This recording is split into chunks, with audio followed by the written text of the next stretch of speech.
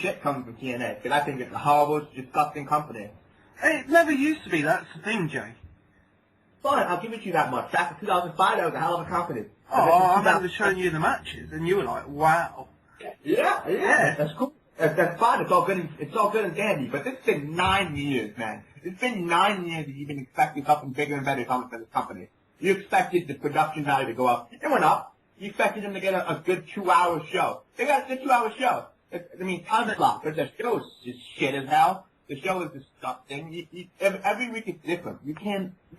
Time to put some facts in here, Jay. On their 1 hour time slot, in 2006, the News Wrestling Observer voted it the best show of the year.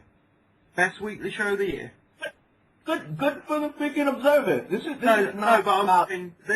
is what we got to work with. We're talking about money, and ratings. We're talking about getting the big time. We're talking about becoming a global company, a rival for WWE. You got to see. What I'm saying is, they do fantastic in 2006, and they carried on what they're doing. Of course, they were on a later time slot and stuff, but imagine they carried on their performances back in 2006 to what they got now in terms of money and time and location. Hell, they would actually challenge WWE.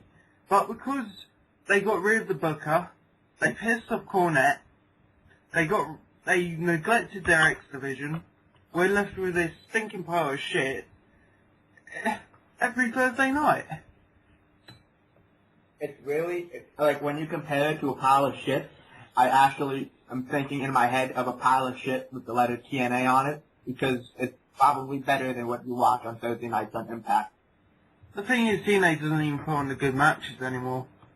They're not putting on They're shitty companies. I hate them. I fucking hate them. I remember when you were high on them, though, Jay.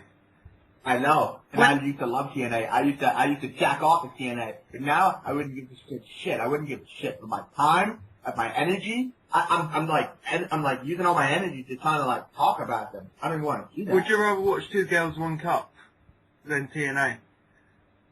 Would I rather watch what? Two Girls, One Cup. Yep. Yep.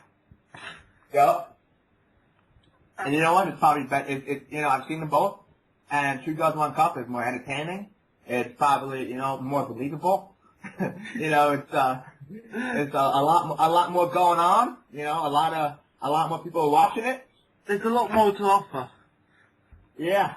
And you know what? You know coming in that you're gonna be watching shit, and you're happy with watching the shit because you're watching Two Girls, One Cup. You watch TNA, you know you're seeing shit, and you're not happy. You're not happy watching shit on TNA. You're not. Oh, it's true. But while we're on it, what went wrong? What went wrong? Yep. What went wrong for TNA? Oh, let's start with Hulk Hogan. Let's start with Eric Bischoff. I think it's further back than that, though. Okay, let's start with Dixie Carter, for being a dumbass who can't book her way out of a paper bag, who can't, hire the right people. You cannot run a company. You can't run a company, man. That's the be all end all. That's it. I reckon if you remove Dixie Carter, we could have a better promotion. I like TNA better when Jeff Jarrett was the founder of it. When he was the number one. Jerry Jarrett, Jeff Jarrett, same thing. They think similar mindsets, I think. Father and son, basically. But yeah, Dixie didn't have enough balls to put her foot down. She's not filtering Vince Russo. Because remember, Vince Russo under Vince McMahon was brilliant because Vince McMahon cut away all the shit. I think that it goes way farther than Vince Russo. I think it's just a bunch of people trying to run a company, way over their heads, and they can't do it. They produced a piece of shit that they call a pay-per-view, and they expect you to buy it. No one's gonna buy that shit. TNA's turnover is 10% for their pay-per-views. Ring of Honor's turnover is about 50%, and if they get 100%, they'll be getting What higher about basically. what's the turnover for WWE? WWE turnover, it's not that high, but it is, if that makes sense. You know what? I'm a WWE fan, and I'm a casual watcher. And sometimes I will buy pay-per-views because I like the card, and I think it's worth my money and my time and my energy to just, buy the pay-per-view, not have to worry about a stream. And I think that it's a good decision. TNA, I've never bought a pay-per-view. I never will buy a pay-per-view. Ever. Never, ever, ever. Again. But seriously though, in all seriousness, I would buy a Ring of Honor pay-per-view before I buy a TNA pay-per-view. And it'd probably be a lot less expensive, a lot better.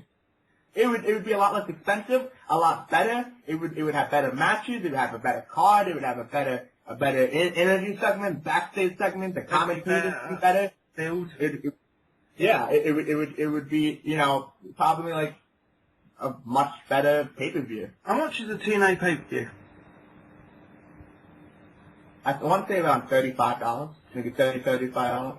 Ring of Honor's $14, and you can get between 3 to 5 hours of action. There you go. And I guarantee you, there's always one top-class match on the card.